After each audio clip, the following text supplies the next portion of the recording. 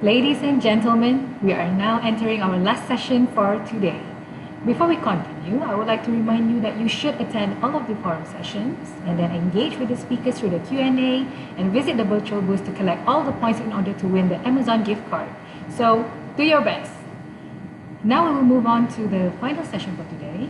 This session will be on digital brand and future digital commerce. Digital commerce is not the commerce of the future. It is the commerce of today.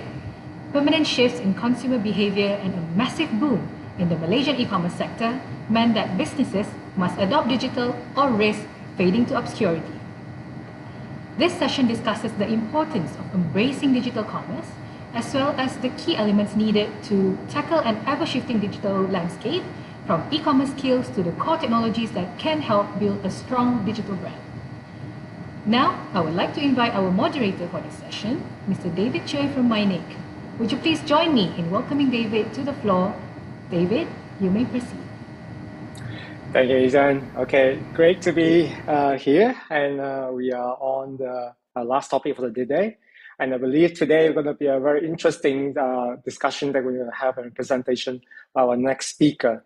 So let me introduce our next speaker, and he could be no stranger. In fact, I'd like to introduce Mahathir Aziz, Mahathir Aziz from MDEC. Are you there? Yes, I am. Hi. Right, great seeing you here, and I think we have got a lot of audience here. Probably have like to hear from you. But before we begin, I would like to introduce a bit of Encik Mahathir Aziz, the Chief Executive Officer of MDEC. Now, let me give you a bit of background. He has 20 years of experience in the financial services sector and oil and gas as well. He has done information technology and media, serving established global and local organizations such as Deloitte, Kodak, a name that actually doesn't pop up a lot, but if you are old enough as me, probably you heard about the word Kodak, Petronas, and an investment bank. Now, he also a co-founder in Futurist, agency under the Ministry of Finance, and he is mandated to drive the national regulatory sandbox and a wholly owned subsidiary of Cyberview. Now, he has actually done a lot of things, and one of those are he was being handpicked as part of the founding team of a national economic implementation and strategic or coordination agency, also known as Laksana, under the Ministry of Finance. Now, without further ado, I would like to get Mahathir to speak about his topic, and his topic is on the digital brand and future digital commerce. Mahathir, I think it's over to you. Do give your so-called presentation on this.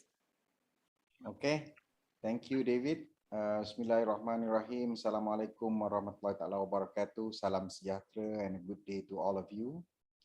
I'll just go through this. Thank you for the introduction.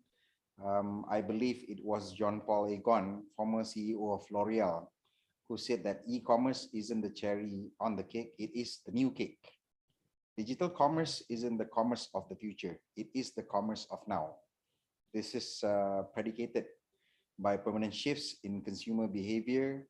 And according to Google's Southeast Asia Economy Report 2021, Malaysia has seen a whopping 3 million new digital consumers since 2020, with over 98% intending to continue using those digital services well into the future.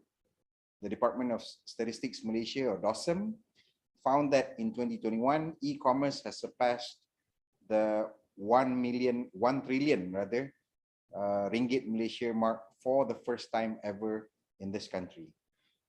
That means that we are very well on track to surpass our national aspiration of over 1.6 trillion ringgit by 2025. The barrier of entry for digital commerce is lower.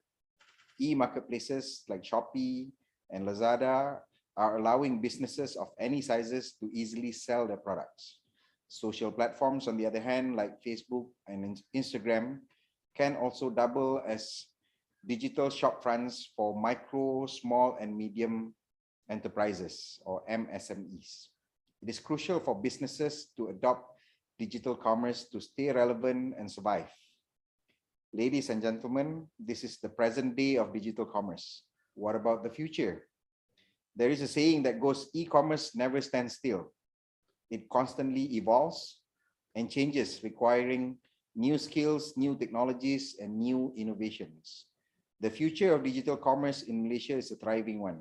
For one, Malaysia recently ratified the Regional Comprehensive Economic Partnership, or RCEP agreement, in short, which makes us part of the largest trading bloc in the world at the moment.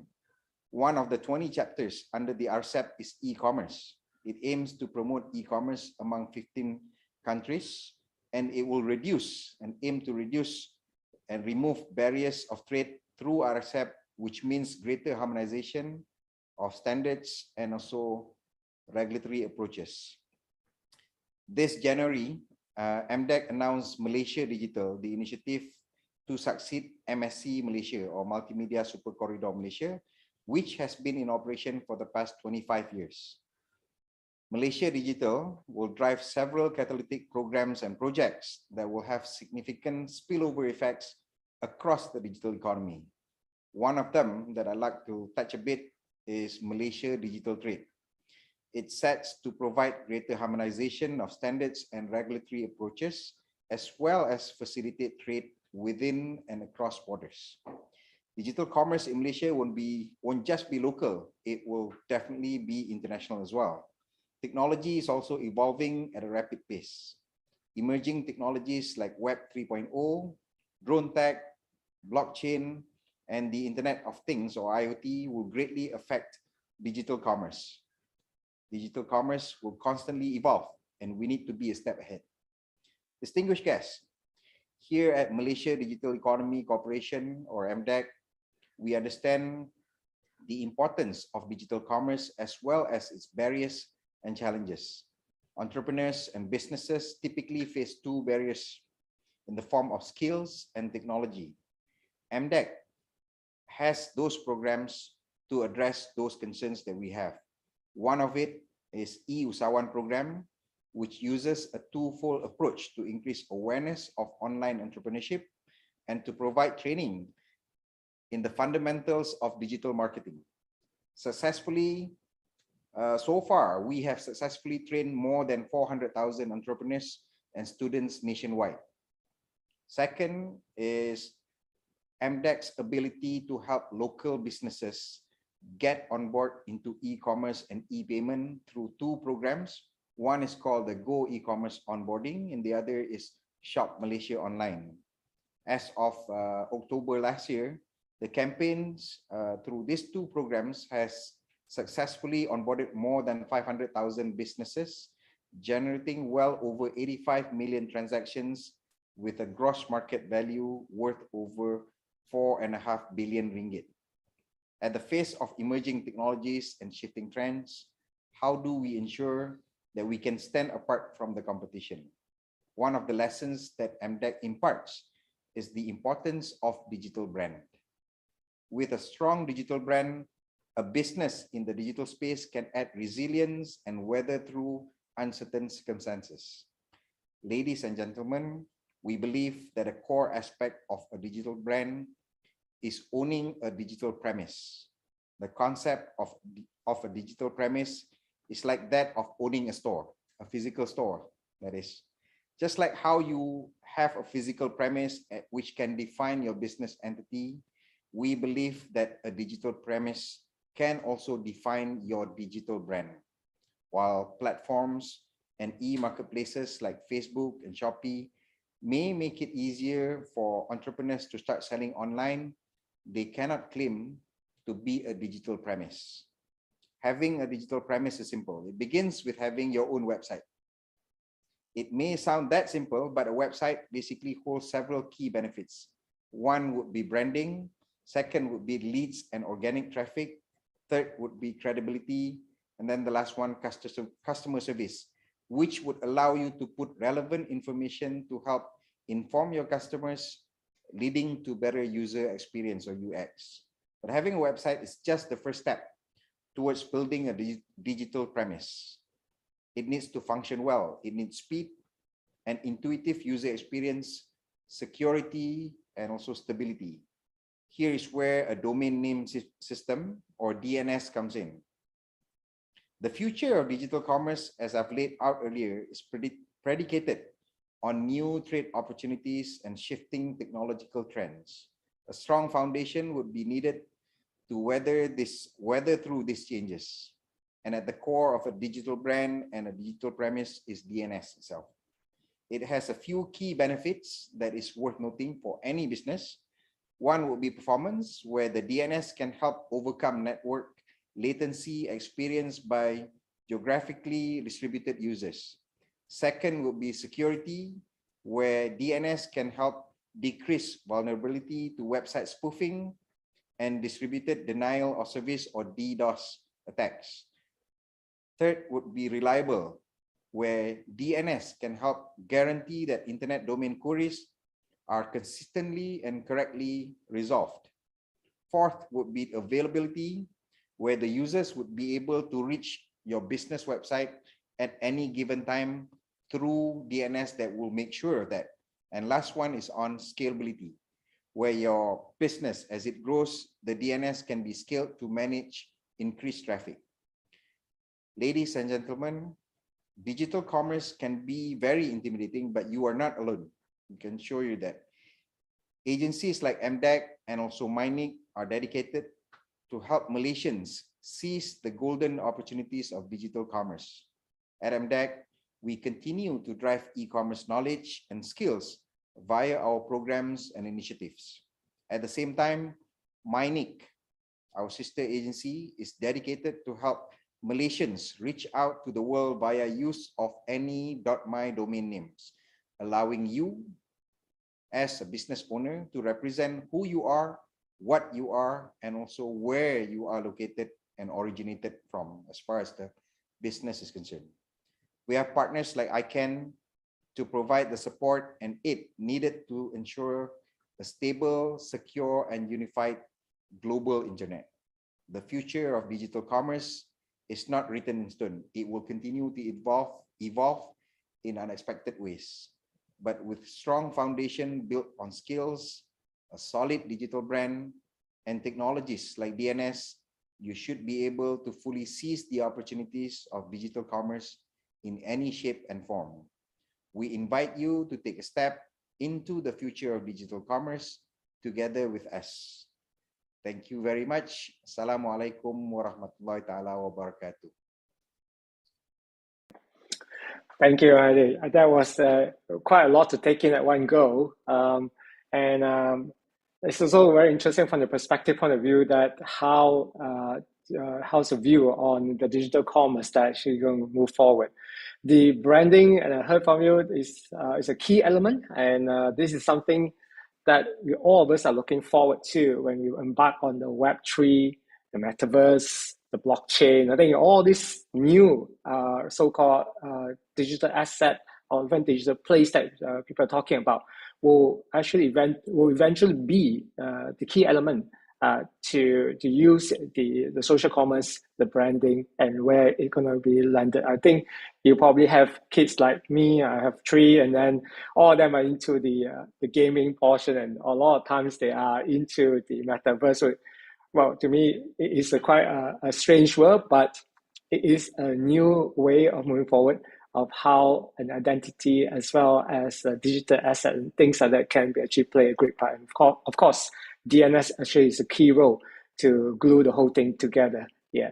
So I think this is something very insightful from you, and I believe that some of the audience may have questions. Now, should anybody have any question, please put it into the Q&A pot. We have it ready, and we'll take it live from here on some of the questions. We'll give some of the guys here on the audience some chance to actually raise some questions. You okay, Mr. Mahadi? All right.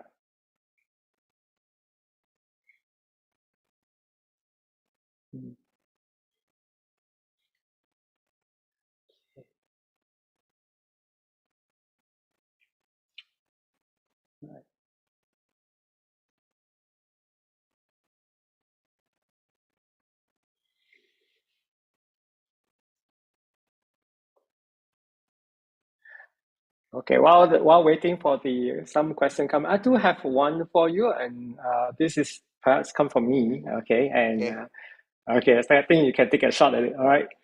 Now, you also mentioned about the RCEP has been a great way for the whole block to move forward with the digital economy, and the e-commerce site will be a great place for us.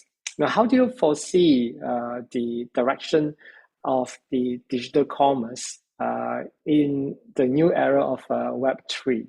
I mean, just get your opinion on this, and I want to see how big can it be, and how it actually benefits the local Asia Pacific as well as Malaysia as well. Okay. Mm. Actually, Malaysia is one of 15 countries that has ratified RCEP, which means that basically we are, as I mentioned, a member of the largest trading bloc in the world at the moment. So what this means is basically it allows local businesses access to opportunities within this trading bloc, and also removed or even manage and reduce trade barriers in terms of exchanging and trading goods between nations which are members of the RCEP agreement. But beneath all that, there are a bit more technical matters that includes harmonization of standards and also differences in regulatory approaches that each country would have had before this that can be somewhat relaxed and managed through allowing data to be exchanged and to be standardized, and for the goods to be transferred between all these countries. We have to remember that basically this is the first free trade agreement that includes China being the largest economy in Asia, Japan second largest, and also South Korea, which is the fourth largest economies in Asia. So this is bringing in all the big heavyweights of the trading world to be on the same page and to allow those virtual borders to open and start to move goods and all that. So local businesses in Malaysia should be able to take advantage of something like this. Obviously, we are going into a bit more technical stuff like simplified rules of origin. There must be electronic submission of trade documents that would help speed up and expedite transfer of goods and processing of goods. And then on the customs clearance of these particular goods whenever they arrive or even being transited in those countries. Something similar to this, I think if I can take, MDEC has established digital free trade zone before this, called the DFTZ. And this would be something that, an initiative that was done by my predecessor before this. And we look forward to revive and repackage that as part of the Malaysia Digital that we have announced. So a bit more tweaking and with finer details that we are trying to correct together with the ecosystem and also customs to ensure that we use that to also take advantage of this new ratification of the agreement. Well, I think the one part, what I hear from you is one part of it is we're talking about a huge opportunity that's all coming through. And another part of it is actually changing some of the rules of engagement between the borders and to make things happen, which is something that a lot of these businesses probably is looking forward to get their hands on it and to see how the so-called, can I term it as borderless in a way? Yep. Okay, so the borderless environment whereby allowing the free flow of information, which is going to be very, very interesting. I mean, in one sense of it is the asset has been going on for such a long time, and to see it to a point whereby it become a reality is something most of the Malaysians or even the people in the Asia Pacific side will be very, very keen to see it happen. And this is something I believe that the efforts being put in place actually will mature into some reality. Now, the other thing perhaps is more simplified version of it is this is a question perhaps I just put it into The perspective. Okay. So we understand that we have all these borderless thing, and of course the Web3 and all those metaverse will actually fit into the bill and to make it in a way transparent in a way. Okay. So do you see this as an obstacle for businesses to get themselves change to adopt to this new opportunity? But some people might think as a challenge. So do you see that as a so-called challenge for them? Well, in general, I think the word challenging as far as moving from offline to online would be there, and it continues to be there in many forms, either lack of devices, unsure of the cybersecurity side of things, building the customer trust and confidence when you do trading as well. And this would be some of the, I think, pervasive challenges that we see today with online trading. The other part is coming from the small businesses, especially, is that things do become a bit costly as far as investing into digitalization. There's slightly different modes of receiving payments and processing payments. Although you can argue it is more secure when it's digital, but again, there's that lead time and also lag that they have to factor into place, and also in terms of delivery. But again, our advice to the small businesses through our programs that we have had so far was very much to do it more gradually as far as the transitioning towards digital. There's also aspect of being able to take advantage of what is available out there. Data analytics in the form of your consumer behavior, your shoppers, what you sell, what will sell, and what others are selling that would make you less competitive, and how do I actually form a new set of I think proposition in terms of packaging my products and services. So again, you can go through the technical ones where we have e-payment module, we have cloud-based POS systems and things like that. And these are additional tools that, yes, I think primarily can be expensive and challenging for them as well.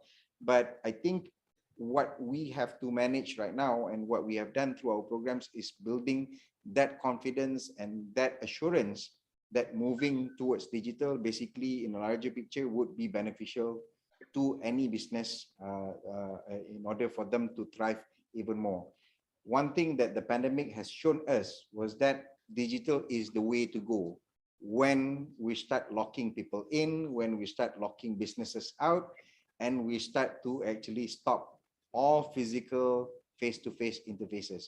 So it forces businesses to adopt digital in one form or another, and to allow them to also look at different ways and be like slightly more creative in terms of doing businesses, whether it's within I think there are localities or even globally as well, because the moment you put things online, as long as the platform has global access, you are already global. So the mindset behind this, the language, the how you position and how you market that would be slightly different.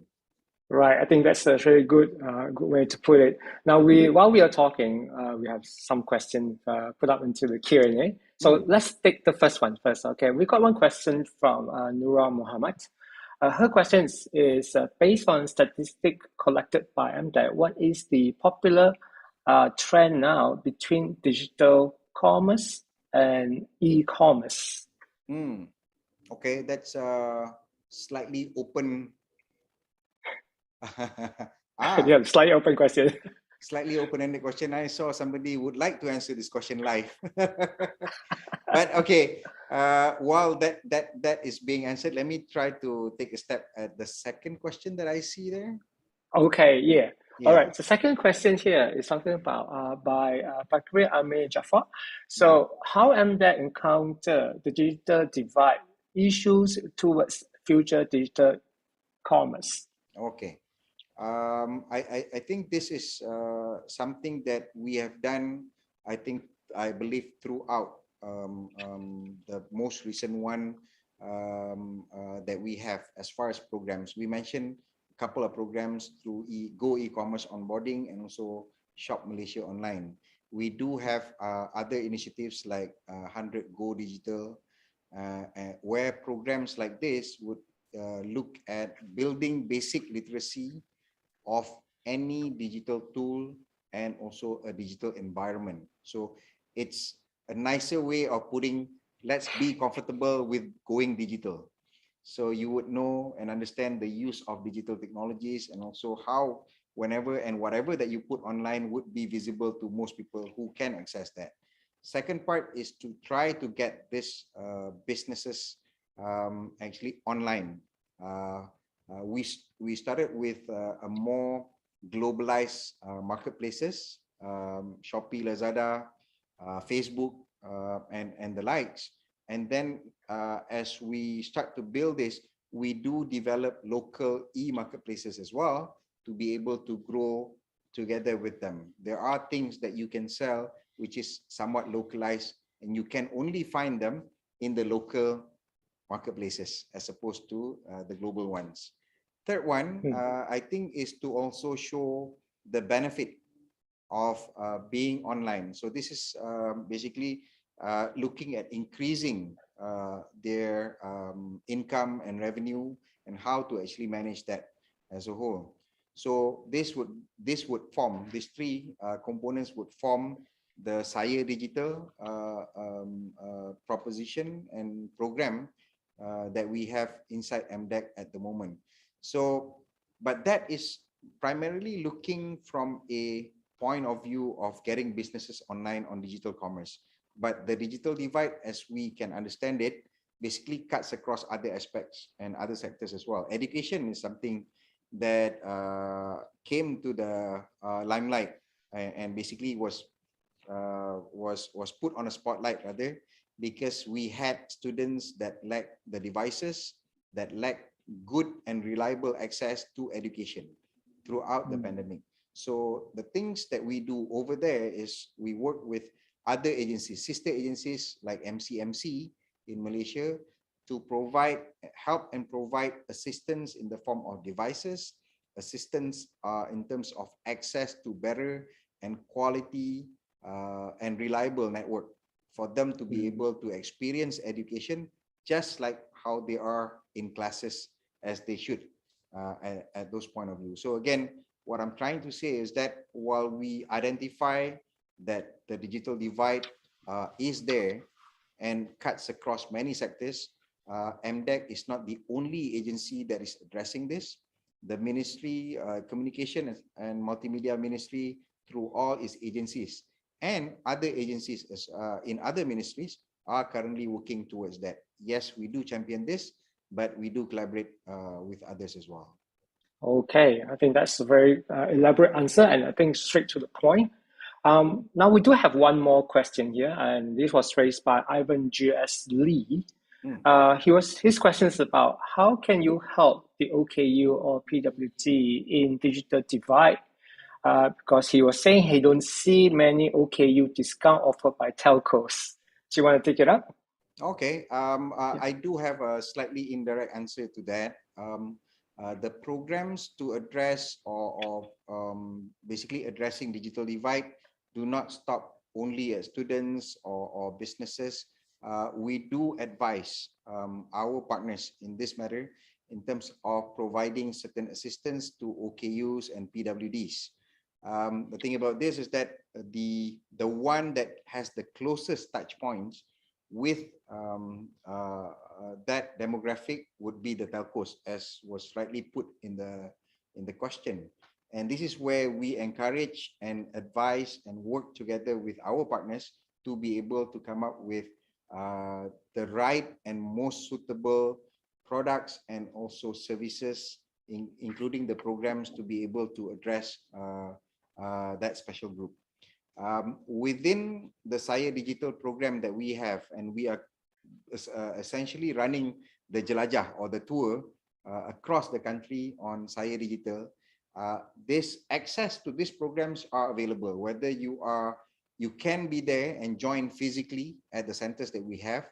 Some of those are run at Pusat Ekonomi Digital Keluarga Malaysia or PEDI, Some we do run in a slightly bigger setting where we have boot camps, as we call them, and this requires your physical presence. The next mode that we are pushing through this year is very much on virtual platform. So basically, we are broadcasting and pushing out videos, podcasts for this kind of programs to be realized and to be enjoyed for their benefits. Nothing beats a physical touch, nothing beats a face-to-face, and also being able to receive those devices and certain assistance. I can admit that, but we are currently adjusting to work within this limitations that we have. But as soon as tomorrow, we can have, everyone is looking forward to tomorrow. So I think there's, coming back to meeting more people, sitting closer to each other and things like that. Hopefully that doesn't shoot up the numbers. Hopefully not. I think a lot of people looking for some sort of physical event. I think that's for sure. And what you mentioned, Jemahaze, was it all-inclusive approach towards your program. I think is very important for the OKU, which is the disability people, permanent disability people. I think this is something that they can appreciate. And I hope the program to help them in driving the acquisition of the devices as well as the services that will improve and that itself will actually give the adoption and increase that, and that definitely will help how to narrow down the digital divide. I mean, there are a lot more programs going on, but not just this alone. I believe that's the case. I think if I may add, I think we are not resting on our laurels. We're not saying that this is it and the only mode that we have. We have other ministries like the welfare or Kementerian Jabatan Kebajikan that can look at those areas as well. But where it crosses digitalization and providing digital assistance to that group, this is something that we want to be able and we prefer to work with them. So again, we can advise the partners, we can work with the partners to customize the programs to be able to address as different and as many types of demographics as possible. All right, I think that's a very good view so far, and I believe we're coming to an end of our so-called forum. And today, this is the last topic, and I believe that Jemahaze had spent a lot of time with us and to provide us a bit of insight about how things are going, and he had given a broad view about how the importance of the website, importance of TMS. And some of your audience out there have also asked us some questions. I think this is very, very good. And those who are not able to, she can send the information. We'll get back to you on those things as well. So we'll take it offline on those things, okay? Now, so I'd like to thank you for the time that you spent for this 45 minutes. And I believe that what you have shared with us is very, very good. And in fact, I find it very, very interesting indeed. Okay. So without further ado, I'd like to thank you for your time that you spent here. And for the rest of the audience, I would like to thank you for participating. And I would like to pass the so-called the show back to Isian. So back to you again. Okay, thank you very much. Thank you very much, Mr. Bahadir. Thank you. For the very in-depth discussion on digital brand and future digital commerce. Thank you to David as well for being the moderator. At the moment, I would like to invite you to fill out the survey questions that will pop up in front of your screen right now.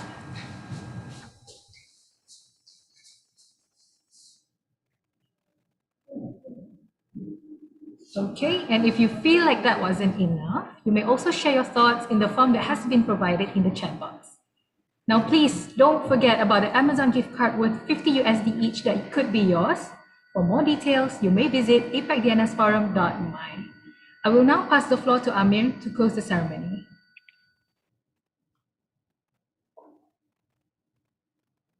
Ladies and gentlemen, we have come to the end of day 2 of the APEC Forum 2022.